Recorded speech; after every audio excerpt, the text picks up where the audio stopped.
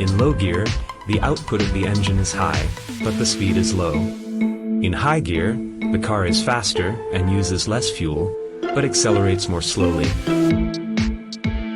The most common type of engine used in cars is the 4-stroke Otto engine. It converts the alternating vertical motion of the pistons into the rotation of the crankshaft. The crankshaft drives the driveshaft and the camshaft through the timing belt.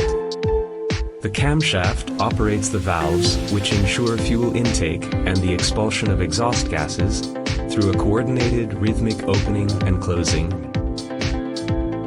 The first stroke is intake. The piston moves downwards, decreasing the pressure in the cylinder.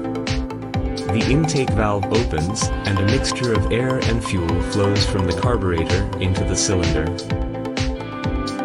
The second stroke is compression.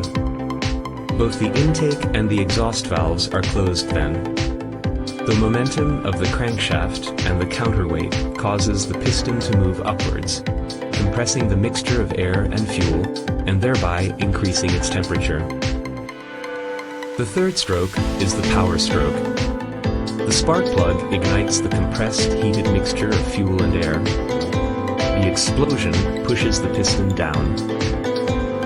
The fourth stroke is the exhaust stroke. The piston moves upwards, the exhaust valve opens, and the exhaust gases are expelled. As you can see, the linear motion of the piston is converted into the rotating motion of the crankshaft in the engine. The energy necessary to move the piston is provided by the combustion of fuel. The fuel used in the 4-stroke Otto engine is petrol. An important attribute of petrol is the octane number. The higher it is, the higher its boiling point.